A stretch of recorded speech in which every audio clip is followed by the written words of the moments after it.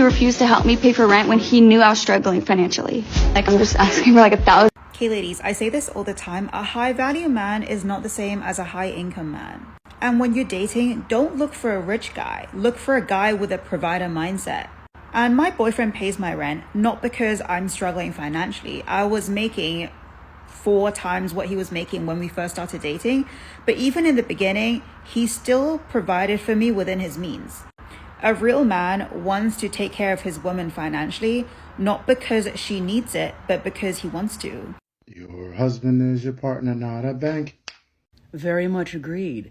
Yet, unfortunately, there are some women out there that hold this opinion. May our future daughters never find men like you. Sad, isn't it? Yet, I have a feeling in a few years, a lot of the women that think like this will actually be wondering why they're still single. So for all the men out there who are like, oh, women don't want to chase us anymore because they're all boss babing their way through life and they're financially independent.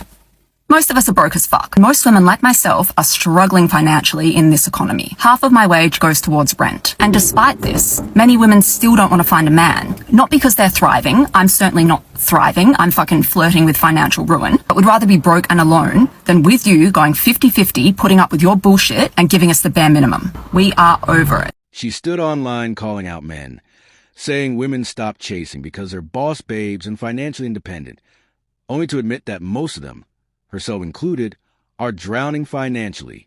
Half her income goes into rent. She can't get ahead, and yet she proudly says she doesn't want a man. That contradiction alone exposes a problem women created for themselves. The message young men need to take from this is simple. Avoid women who preach independence but still expect a man to subsidize their lifestyle. They reject partnership when it's equal, but demand complete coverage when they want security. They refuse to go half and half, yet insist a man carry their burdens while they bring complaints and chaos. Men are finally seeing how backward that arrangement is. Women want the privileges of dependence while bragging about independence.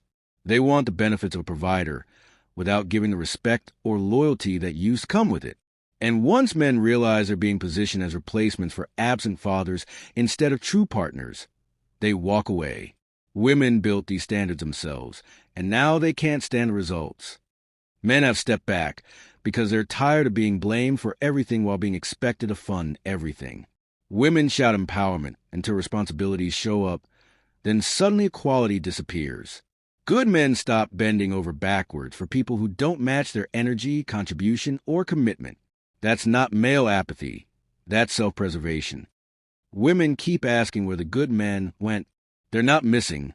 They're relaxing, focusing on peace, stacking their resources, and choosing freedom over being drained by someone who demands more than she's willing to offer. Women push men away with unrealistic expectations, and men are enjoying life without them. Fellas, if you are scared to talk, I will talk on your behalf.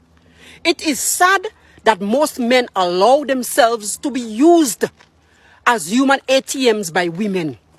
Ladies, stop treating men like your ATM machine. Men are real spiritual beings. They are not your walking ATMs. She finally admitted something women rarely say out loud. Too many men are treated like cash dispensers. Hearing her call it out shows how normal this behavior has become. Women know men are being drained financially, yet they continue demanding money and gifts as a requirement just to interact. That attitude didn't come out of thin air. Women built it and encouraged it. Men didn't just wake up and decide to hand out cash. They were pressured, manipulated, or guilt-tripped into believing that spending constantly was the only way to be valued. Meanwhile, women offer the bare minimum while expecting men to carry every financial burden. When a woman calls men weak for allowing it, she ignores the fact that women created the expectation in the first place. Modern dating became a marketplace because women turn affection into transactions. They elevated material demands above character, then complained when men started pulling back. You cannot push men into a system where money replaces genuine connection and then act shocked that relationships crumble. Women designed the rules. Now they're dealing with the fallout. Men are waking up to the pattern. They're tired of giving while receiving nothing meaningful in return. They're tired of being treated like financial plans instead of partners. Women can preach about men being spiritual beings, but their actual behavior shows they see men as providers first and humans second. That's why men are choosing distance instead of devotion. If women want men to stop acting like ATMs, they need to stop withdrawing without depositing respect, effort, appreciation, and loyalty. Until then, men stepping back is not weakness, it's common sense. Women only say these things once they realize the gravy train is slowing down. A lot of women today act like escorts. If a man has to pay you for your time in order to go out with you, you're an escort, okay? Because us regular girls are not charging men money to take us out on a date. Modern dating is collapsing because women turn simple interactions into transactions. A man can take a woman out, spend money, give his time, and she'll disappear the moment the date ends. No appreciation, no interest, no effort, just free meals and empty promises. And women wonder why men are shutting down emotionally and financially. This idea that every man should pay up front just to be acknowledged is exactly why relationships are deteriorating. Women created a system where a guy's wallet matters more than his character. They dismiss decent men because they don't provide instant financial benefits, then complain that men are detached. You can't build a connection when one side only sees value and profit. The worst part is how normal this mindset has become.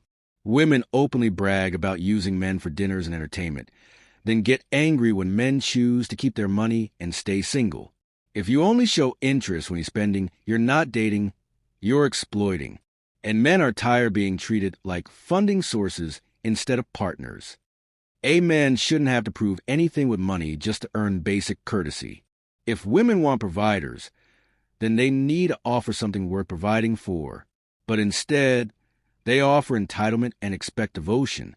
They chase luxury while bringing nothing but demands. Men refuse and play along isn't bitterness. It's self-respect. If a guy is a trick, treat him like one. But punishing regular men with the same expectations destroys any chance of genuine relationships. Women poison the dating pool with greed, and now men have walked away from the table they kept flipping. Stop approaching women you know you cannot afford. You already see the woman's lifestyle. You see how she living. So if she's already living that lifestyle all on her own, what exactly is the issue? You know you can't afford it. Now when she asks you for money to upkeep the lifestyle that she's already living. Wait. What exactly are these women in these scenarios doing? Why would they be asking men for money in the first place? I thought these women were strong and independent and could do things all on their own. And obviously they've been maintaining their lifestyles beforehand. But yet they would ask men for money while they're dating. That's rather giving the impression that some women aren't as strong and independent as they want everyone else to think that they are. It's either that or they just view men as walking ATMs. So which one is it? You want to get an attitude. Go be with your type. She's not your type. Right. They should be with their type, shouldn't they? The type of women that actually want a relationship and don't view men as just a means to an end.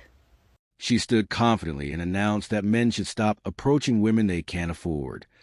That statement alone exposed everything. It showed a mindset built on dependency, not independence. Because if she truly had her life handled, she wouldn't be demanding that men meet a price tag before earning her attention. What she actually revealed is the entitlement many women carry today. They don't want genuine interaction. They want financial advantage. They expect men to step into their world as providers before even being seen as people. It's clear that they use standards as a shield to hide the fact that they rely heavily on men to maintain their image. Women like this present themselves as high value, while expecting men to fund their expectations. They shame ordinary men who work hard but choose not to overspend. They mock men who simply prioritize responsibility. The irony is that the same women demanding luxury can't sustain that luxury on their own. This is why voices like Lady J hit the spotlight. She confronts the selfishness head-on. She speaks on the imbalance that many men experience daily. And the moment she challenges women's behavior, she becomes a threat to those who profit from keeping men silent. Her strength stands out because she refuses to protect false narratives. It's important for men to see how open some women are about using them. Statements like hers show the real mindset many men deal with. They don't want connection, they want funding. And the moment a man doesn't meet that imaginary financial test, he's dismissed. This exposes a real problem. It's not that men can't afford women. It's that many women can't afford themselves. This man said, why every time I meet a woman, she's behind on her bills or she needs help with a bill? If that's something that you're questioning and it's bothering you, upsetting you, that you have to bring it to the internet, you don't need to be meeting women. What's interesting about this is sometimes people will say the dumbest things, but they don't realize how dumb it sounds, because in their mind, they've processed that information and it makes sense to them. And that's all that matters. She just said that the guy who has money to give somebody, who doesn't want to just willingly give it away to a woman he's talking to, should not be dating because he doesn't want to give away his money. But she has no issues with the woman who's broke. Not only broke, she's behind on her bills, but it's okay for her to date. And you're going to try to shame the guy that has the money. A lot of y'all are dating not because of love, not because you want to, but because you need money. And that's why y'all would get in relationships with men that you don't like, and then you complain about these men later on, because you are only looking to use them. She proudly defended a woman who is broke, behind on her bills, and still feels entitled to a man's wallet. But she attacked a man who simply chooses not to hand out his money to someone he barely knows.